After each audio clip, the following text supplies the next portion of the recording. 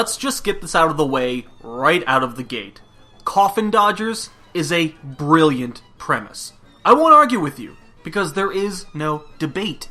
Old people fighting off death, the entity, and the action in races with their mobility carts? It's awesome. And as I said, I won't hear anyone saying otherwise. I have no idea where the genius idea came from inside of Milky Tea Studios, but I'm so glad that it did. So the basis of that whole premise is thus. Death has come to the retirement community of Sunny Pines to take everyone out, in the ways that Death is known for. But these 7 old-timers aren't ready to go just yet, at least not without a fight. It's proposed and agreed upon that they'll have a racing tournament, and the champion of that will get to keep their life as they know it. The losers? Well, they get sent straight to hell. Death ain't playing, yo. The moment you start the game, you're treated to a wonderful, if not a bit too loud, little jingle, and from there, the music does not disappoint.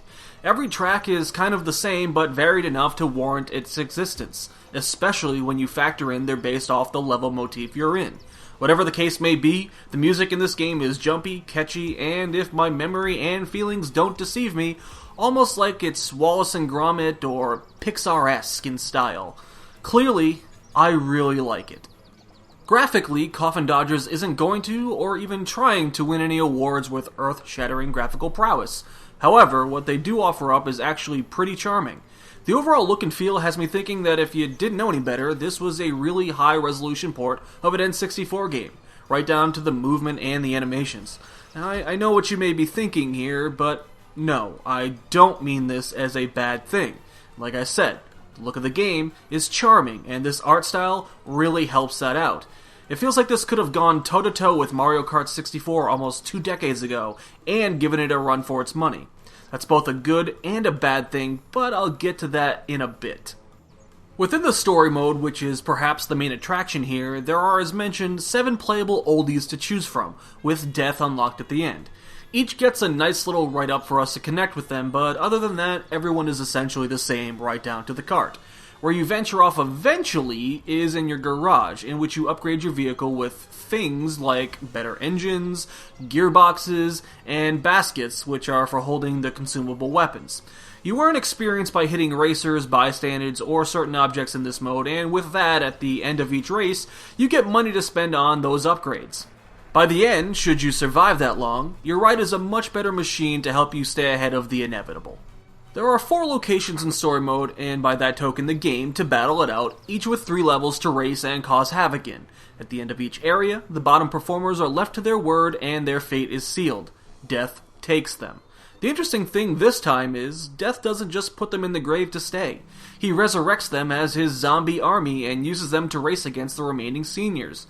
If you end up the last place alive racer in the next series, you become the Racing Dead too.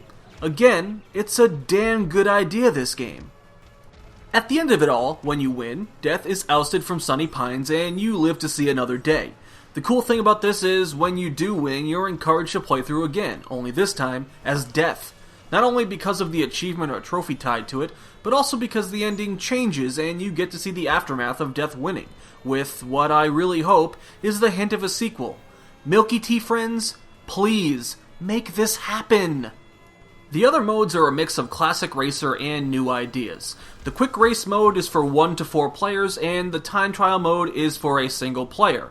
Those are staples. But we also have at our disposal a couple of open world modes. One where you can explore all 4 areas at your own pace, alone or with friends. And a single player mode called Crazy Granddad, where you race against time to collect some oddball, old person themed items littered around the land.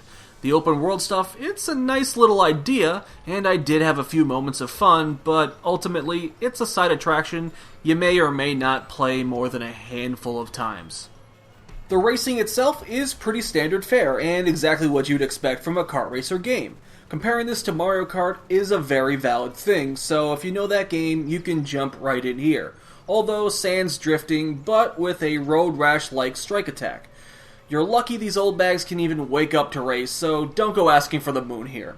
And while there definitely is fun to be had throughout, also throughout there are issues that creep up on us. The frame rate can get really moody, especially with a logjam of old fogies or while going around twists and turns. It's not always a problem, but you do notice it and it can take you out of the experience on occasion, especially if you're prone to motion sickness in racing games because these pimped out rides are speedy.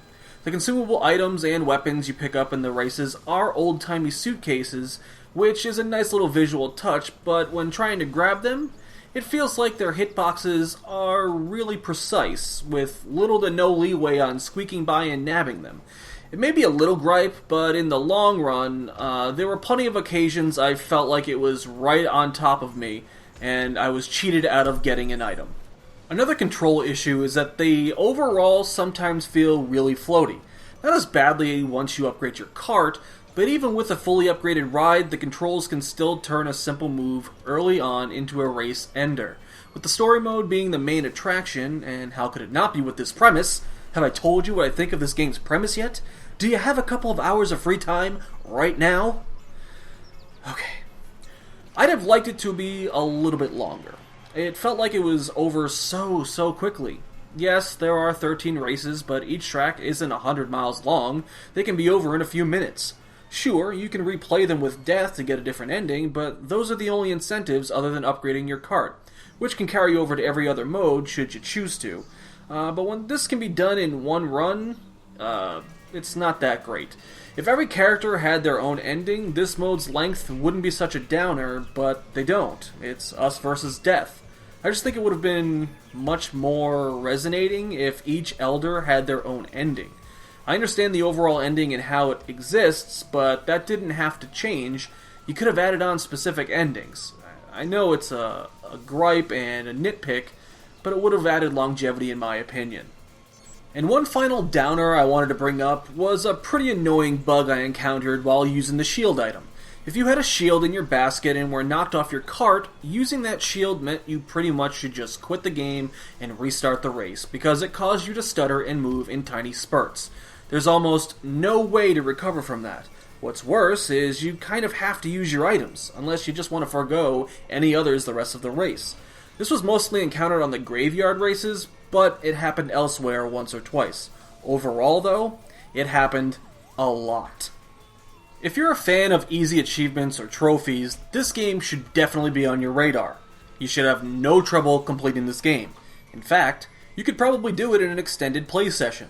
I do love me a quick completion, but I would have loved it more if there were achievements tied to other modes, like exploring the open world for a set amount of time, or beaten certain times in time trial mode. Things like that. We get some quirky ones here, but unfortunately not enough for my liking.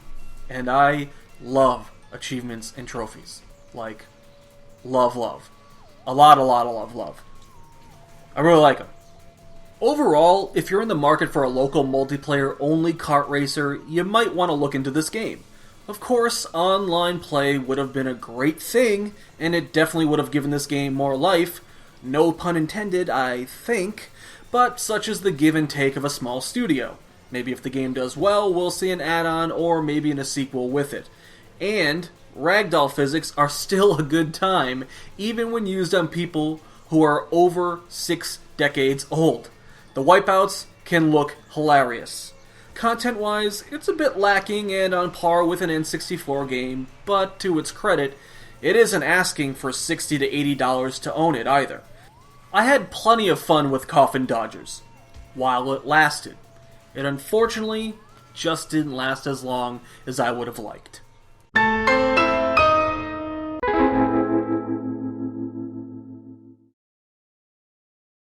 I will remember you. Will you remember me? Don't let your life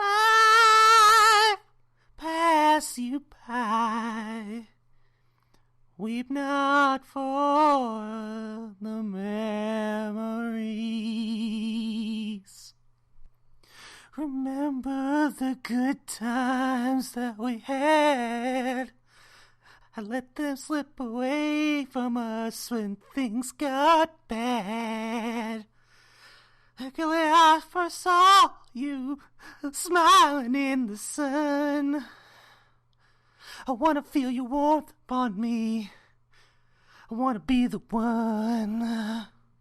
I will remember you. Will you remember me?